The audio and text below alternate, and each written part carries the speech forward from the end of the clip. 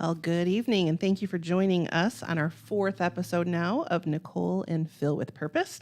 As always, we are very glad that you've chosen to spend some of your valuable time with us listening to and considering these critical topics of what it means to live with purpose and with intention and with a confident sense of God's calling on your life. Yeah, and I thank you too for being here with us. You might notice that things look a little different tonight. We moved some cameras around. We're trying to help your experience be as enjoyable and as seamless as possible. And anyway, and we do. I thank you too for those that have told others about our platform, maybe subscribed, made comments, liked our videos. They really do matter. They're not our end game. We don't want to become some YouTube stars or anything like that, or podcast stars for our own gain. But we do hope to make an impact, and we do that by our platform here. We have certain visuals that on our website, philwithpurpose.com, and we hope that you check those out. That includes the circle of congruence,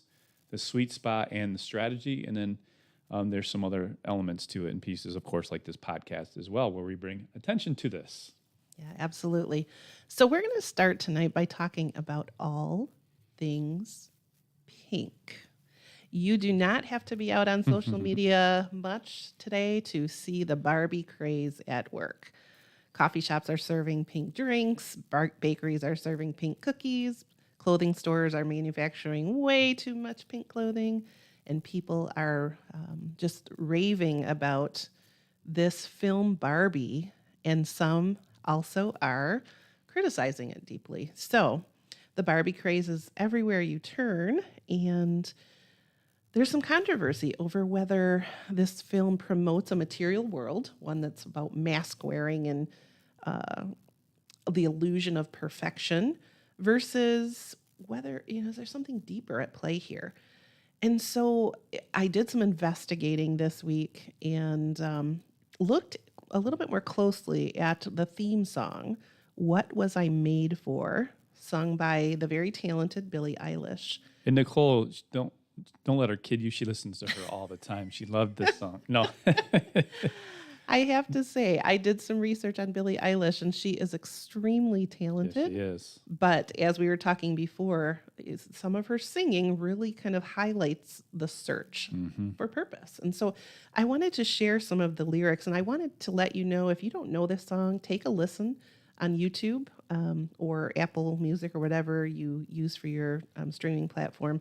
Well, unfortunately, due to copyright, we can't play it on our show, but definitely jump over to one of those sources and listen to it. I just wanted to share a few of the lyrics that I see as connected to this question of purpose and calling. So she says, I used to float, now I just fall down. I used to know, but I'm not sure now. What was I made for? What was I made for? Taken a drive, I was an ideal. Looked so alive, turns out I'm not real. Just something you paid for. What was I made for?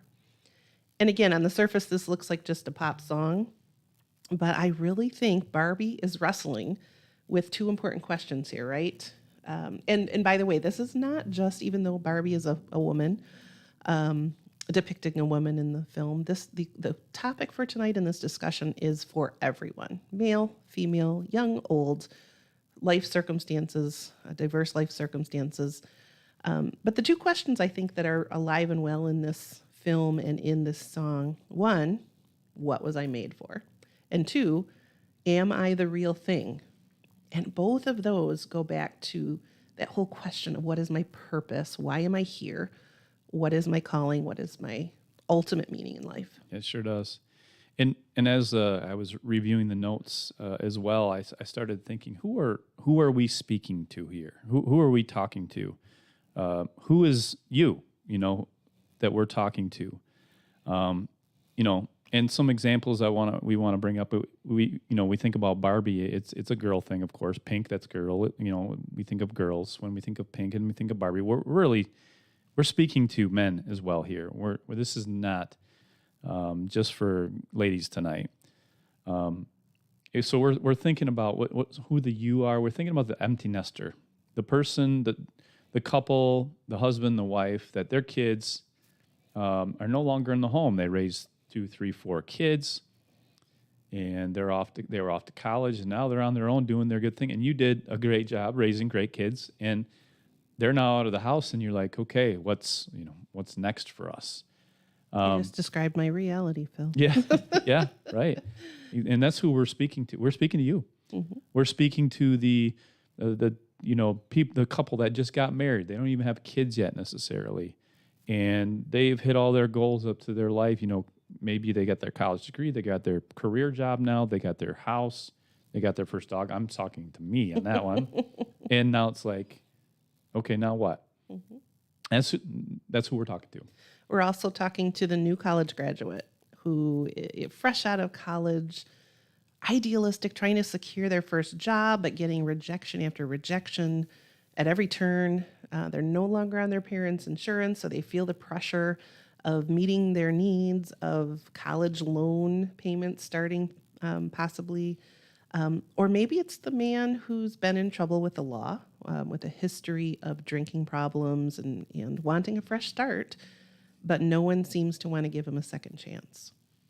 So we're talking to everyone here. We're talking to ourselves here in the studio, and we're talking to every person listening. When these questions of who am I and am I real and what was I made for come to the top, the first thing that comes to my mind is Ephesians 2. And so we're going to break that down a little bit tonight. And if Ephesians 2:10 is something that is completely new to you, please write that reference down. Go get a Bible. If you don't have a Bible, let us know. We'd be happy to get you a Bible. We'd love to drop a Bible in the mail to you or get it to you somehow. But Ephesians 2:10 talks about this whole question of who am I? Am I real? Why am I here? Because Ephesians 2 tells us that we are his masterpiece. That word, masterpiece. What is a masterpiece? Or in Barbie's words, what's a masterpiece made for? So that makes me think of two of my favorite artists. Phil, who's your favorite artist? Oh, man, I don't know the name, but it'd be a photographer probably, because that's the sort of... Ansel Adams, somebody like that. Yeah, sure. Yep. I thought of two of my favorite artists. One is Vincent van Gogh, the great master painter of swirling brush strokes. I'll never forget standing in front of my first original Van Gogh at the Musée d'Orsay in Paris. And I'd seen lots of pictures and books and online even, but the live interface with the colors and textures and the swirls of the paint were just mesmerizing. I had never felt moved to tears by a piece of art until that moment. And I literally had tears streaming down my face. It was awesome. It was wonderful. It was beautiful. I also think of Dale Chihuly, who's a glass artist and a master glass artisan with swirls of brightly colored glass, fire blown, so beautiful and strong, but yet so delicate as well. Hung as chandeliers, installed in gardens around the world, formed into breathtaking sculptures. These are both artists, amazing artists, along with Ansel Adams or other photographers, each communicating their message to the world in beautiful, unique, compelling ways. Neither artist is better than the other. It's not like we're comparing classic artists to each other and trying to one-up them and find out who's best, right? Each of them is uniquely talented, showing us the world in unique ways and giving us unique perspectives. Now, you could argue that with somebody for fun, right? Sure. Who's better, but that's beyond the scope of this. Yeah, exactly. So I think this begs the question, why? So if we are God's masterpiece, why would he create us? First of all, why do artists create masterpieces? One of the reasons is because if you take the finest materials and create and express things, it brings about just a sense of self-satisfaction, right? It gives us a unique perspective and way of communicating an important message to the world. Excuse me. Another reason is to simply enjoy and take pleasure in the creative process and product, right? The creation process itself excuse me, got a little frog in my throat, is wonderful, as is the product, the outcome.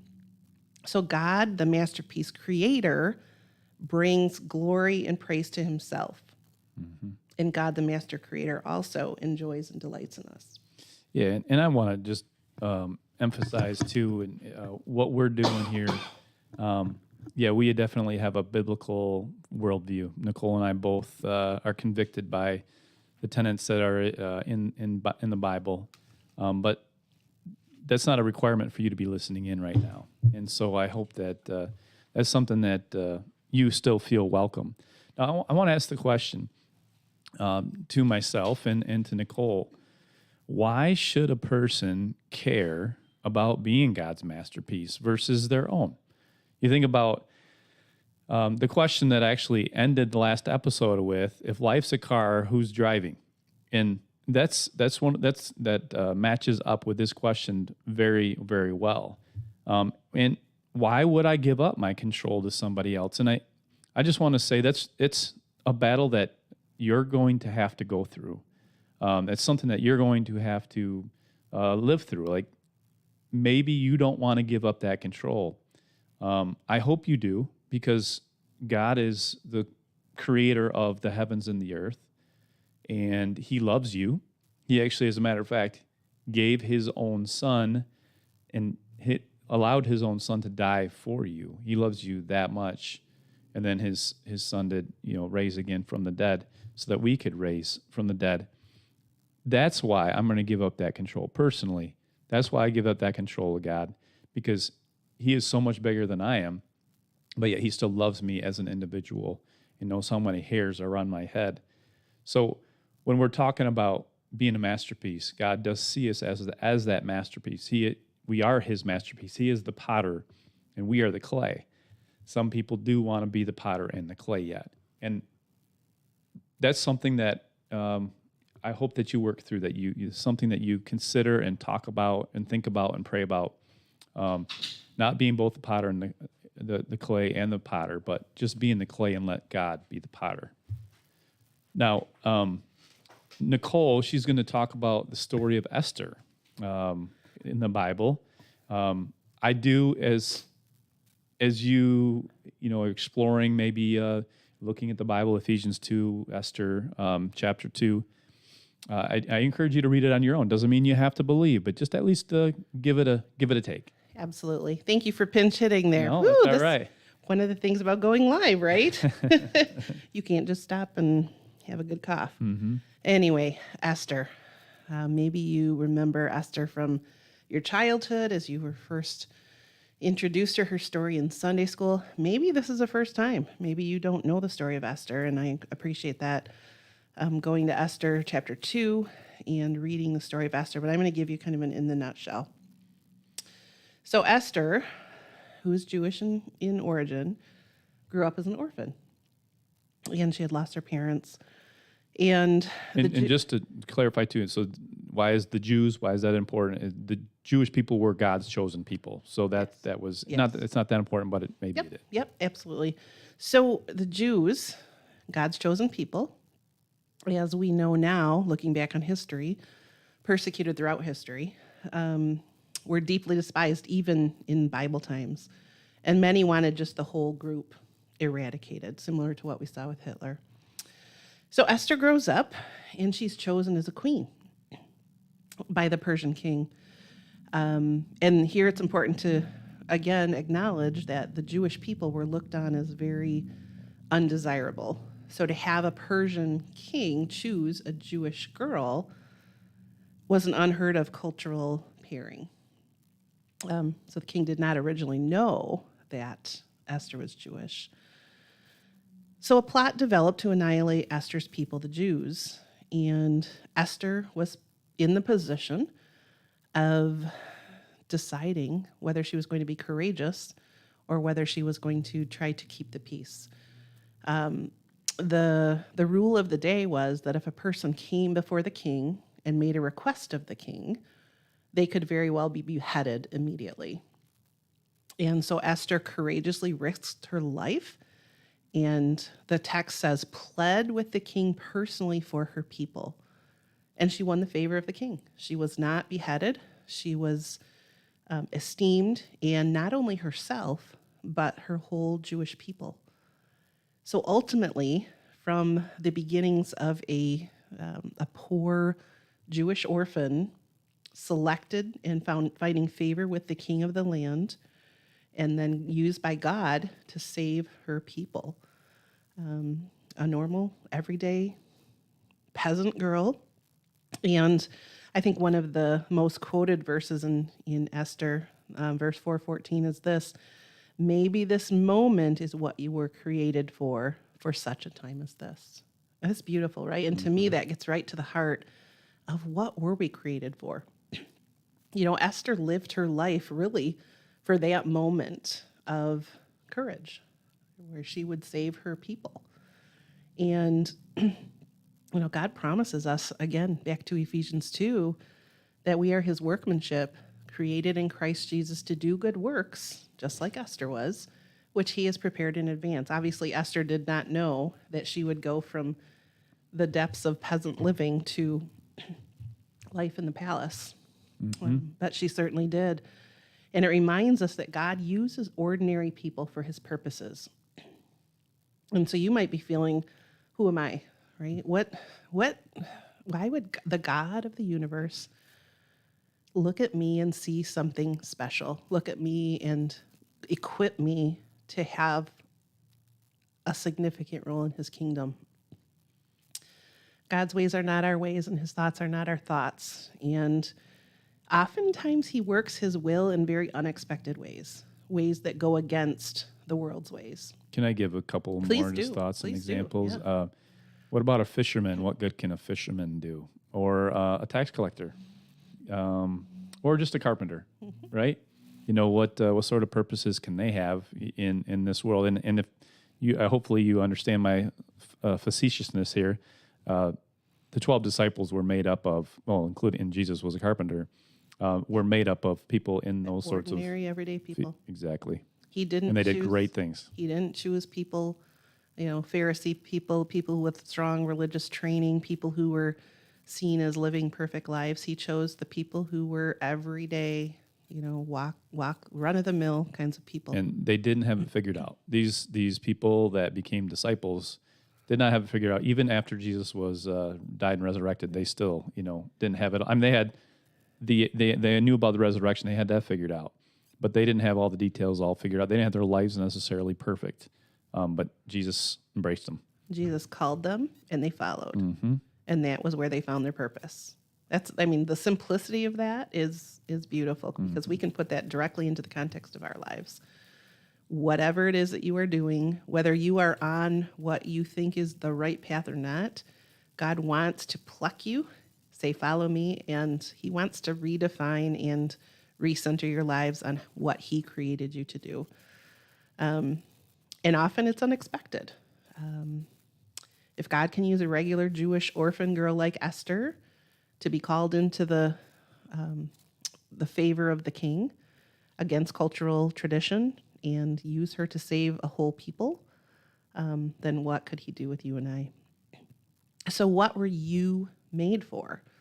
That's the question, right? That's the question that Billie Eilish is asking, and Barbie is asking, and Esther was asking, and the disciples, whether they were asking it in words or not, right? And maybe you're asking that? Yeah, absolutely.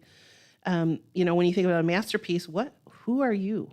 Like as God's chosen masterpiece. There are other places in Scripture too, where we are fearfully and wonderfully made. We are knit together. We talked about this in previous weeks, and now we're learning we are His masterpiece. What colors and textures and brushstrokes and beautiful compositions make up the masterpiece that is you? And so one of the things, just kind of bring this to a very practical level, is how do we begin to define our strengths? Because sometimes we as humans tend to go to what our weaknesses are. Even in my field of psychology, sometimes we are so quick to say, what needs to be fixed in you, right? And Phil's over here saying, and I focus on my own weaknesses, oftentimes too much. And I think sometimes we have to get past the idea that to identify our strengths is to somehow be egotistical or to brag, or it's not humble. But I think if we reframe that to say, how did God create us? It is the first step toward proclaiming and seeking the intention that he made you for, right? The purpose that he made you for. So I suggest getting a good journal. You know I'm a fan of journals. Or a legal pad. Phil's a legal pad guy. I like legal pads too. I have many of them going at any one time. And I want you to write down, take some time, take yourself out for coffee for an hour, take yourself out to the hammock for an hour, and start to write down your attributes and your strengths. Try to set aside in your mind, this is not bragging. This is not somehow, lacking humility. This is what you need to do in order to try to, again, identify that sweet spot.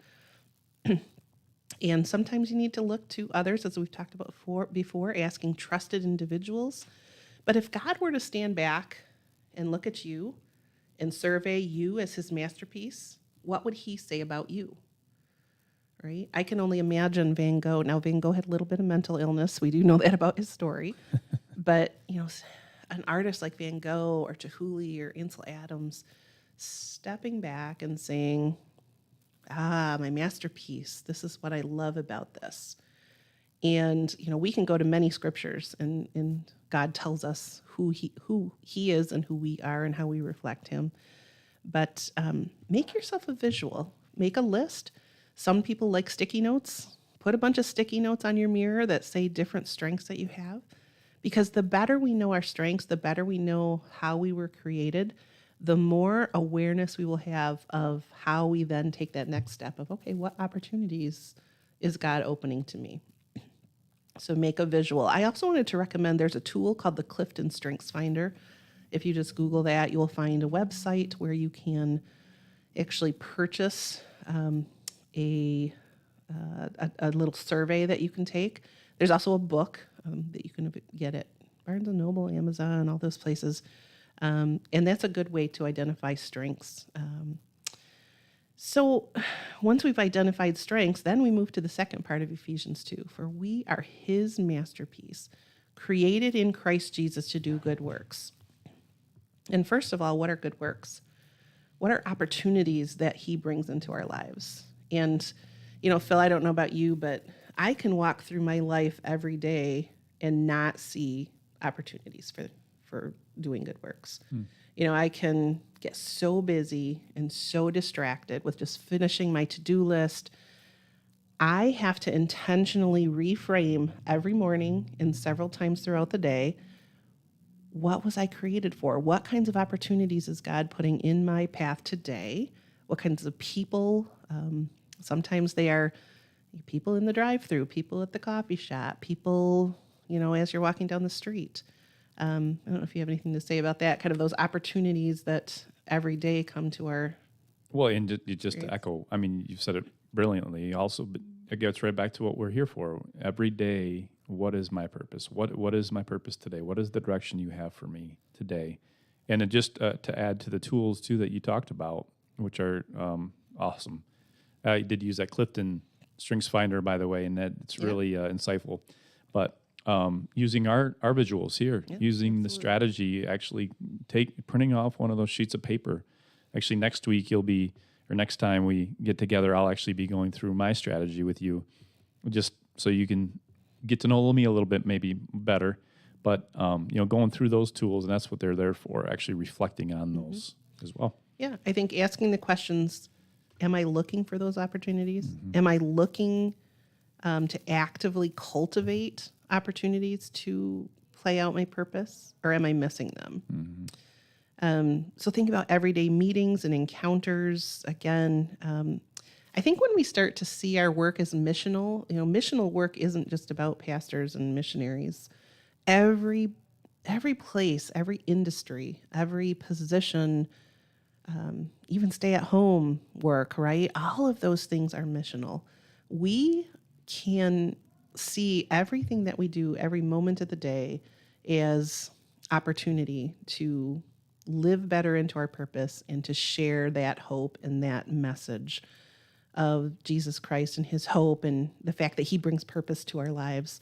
We can share that in anything that we do. Service to our church, service to our family, service to our community. And then the idea that, these things are not random. I think that's something I take a lot of peace and hope in. The idea that we don't just fall into a purpose. Sometimes it feels like that we just happen upon or accidentally discover. But God, again. And he can do that, right? God Absolutely. can just, someday, this I see now. But yeah. Yeah, Typically it takes do you work. think Esther saw it coming when Right. she was going to be kind of the human being who God would use to save a whole people? I don't think Or so. Moses. Or, yeah. Right. So the last part of Ephesians 2:10, which God has prepared in advance for us to do. Purpose and calling is not random. It is not accidental. It is intentional and planned out by our Creator. We can be 100% confident in that. There's not much in this world that we can be 100% confident of, but this is one, that God will be faithful to create us, sustain us, equip us, and then lead us to the work that he has for us. We can 100% trust him.